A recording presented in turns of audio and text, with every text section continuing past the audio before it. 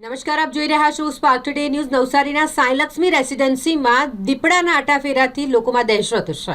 Sai Lakshmi residency વિસ્તારમાં છેલ્લા ઘણા દિવસોથી દીપડો જોવા મળ્યો હોવાની ઘટનાને લઈને સ્થાનિકોમાં ડરનો માહોલ છે. વન વિભાગને પણ આ અંગે જાણ કરાઈ છે, પરંતુ દીપડાની દહેશત એટલી વધી ગઈ છે કે સ્થાનિકોએ જાતે જ પાંજરું મૂકી દીધું છે. નવસારી મહાનગરપાલિકા વિસ્તારમાં આવેલા ધારાગીરી વિસ્તાર અને જ્યાં આવેલી સાંઈ લક્ષ્મી રેસિડેન્સી, જેના રહેવાસીઓ છેલ્લા 3-4 દિવસથી દીપડાના આટાફેરાને કારણે ચિંતામાં મુકાયા છે. વન વિભાગને જાણ કરી છે, તે છતાંય કોઈ પગલાં ન લેવાયા એટલે સ્થાનિકોએ જાતે જ બીજા ગામેથી પાંજરું લાવી અને મૂકી દીધું છે.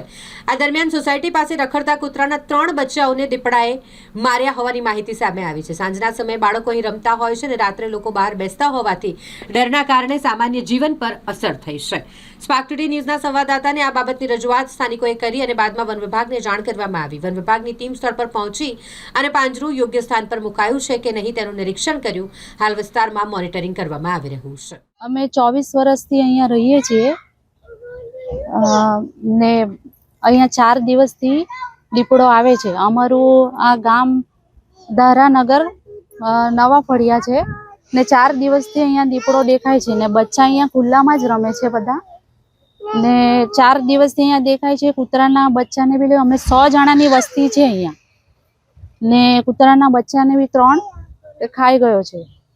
અમને એવી અપીલ કે અહીંયા ફોરેસ્ટ વાળા આવે ને કઈ કાર્યવાહી કરે. પાંજરું મૂકવામાં આવ્યું છે ને અમારે ત્યાંના બધા પુરુષો થઈને જાતે જ પાંજરું લઈને આવ્યા છે ને અહીંયા મૂક્યું છે.